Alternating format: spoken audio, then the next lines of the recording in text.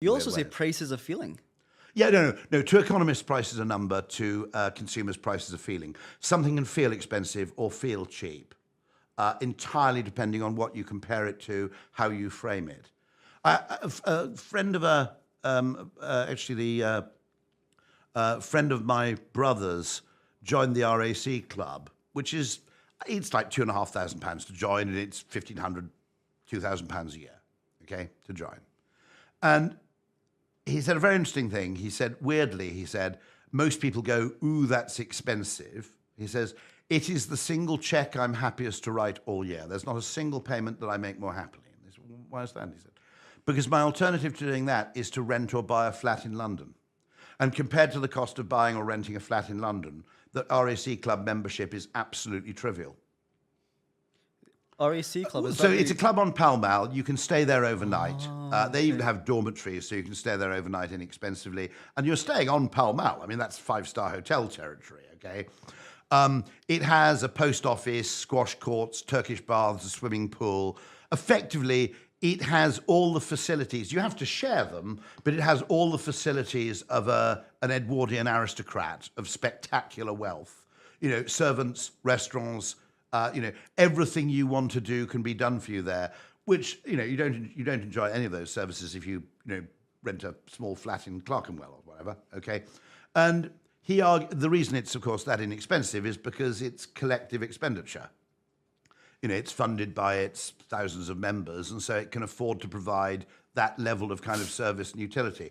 And so because he frames his RAC membership as the alternative to buying a flat, he regards it as a complete bargain.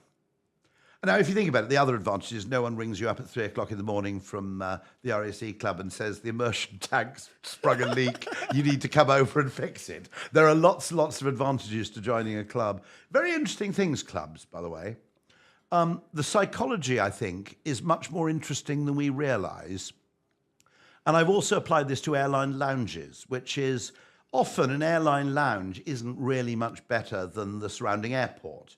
Okay, it's not that great. Okay, you get free drink and a bit of free food. But there's a fundamental difference to an airline lounge which makes it different from the rest of the airport, which is because it's excludable, you can leave your laptop on the table and go and have a piss, okay? In an airline lounge, you can't do that in the rest of the airport. You can leave a bag. You can leave a bag there, you can leave a bag on a chair. You can even leave a bag on a chair and go shopping, right? Okay, As so if the airline lounge is a lot of the value of an airline lounge is weirdly kind of almost something we feel. If you researched airline lounges, I'm always interested in this stuff, by the way, which is tacit knowledge, which is what's the difference between a cafe and a restaurant? And I'll tell you a lovely story here. So I think the difference is in a restaurant, you're obliged to eat something. In a cafe, you can eat, but you're not obliged to. So if you think of something as a cafe, you can go in, you can order a coffee, and then if you feel a bit hungry, you can order some food, okay? And in a restaurant, I've actually made this mistake in Spain because you can't quite tell.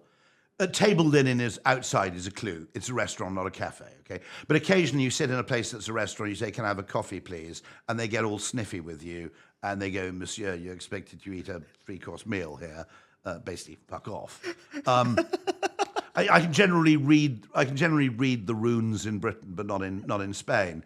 Now, this is where marketing genius comes in. There's a guy called Mark McCullik, who I would regard him as utterly brilliant in every respect, actually. But his particular specialism is quick service restaurants, cafes, catering, the hospitality business. And I'm on a phone call with Mark to a rather brilliant chain called Chaiwalla. I don't know if you know it. There's one not far away, actually, in Holborn. It's one, yeah. And we were talking about the fact that if you call yourself Chaiwalla, there's a danger that people think you only serve chai, whereas actually they serve a whole range of very appetizing and very good Indian street food. And we said, you need to make explicit on the outside that you're a food and drink place, not just a chai place. And the client, very excellent, bright guy, says, well, we're thinking of writing on all the windows of our 100 branches, Indian street food cafe. And Mark McCulloch, this is one of those moments where you go, okay, Anybody starting a restaurant or cafe needs to talk to Mark McCullik. Okay, pay him what he asks, right? Because Mark McCullik said, he said, don't do that. Put Indian street food and cafe. And I paused for a second. Oh. And then you go epiphany. Because if you say Indian street food cafe, people might think, well, I don't like Indian street food, I'm not going in there. If you say Indian street food and cafe, you're two things. People who want Indian street food can get Indian street food. People who want a coffee can get a coffee. Okay? And that single syllable word, that's an example of what I might call, in marketing, I think marketing is full of dogs that don't bark in the night. They're the things we measure and we look for that are kind of obvious. And then there's the marketing insight of spotting something which isn't there, spotting the absence of something. And so Mark's saying, no, Indian street food and cafe. You just go, whoa, okay. There is no chance in hell I am ever going to start any kind of restaurant or cafe business without ladling out some money to... He's actually working at Prezzo at the moment, so I foresee great things for them.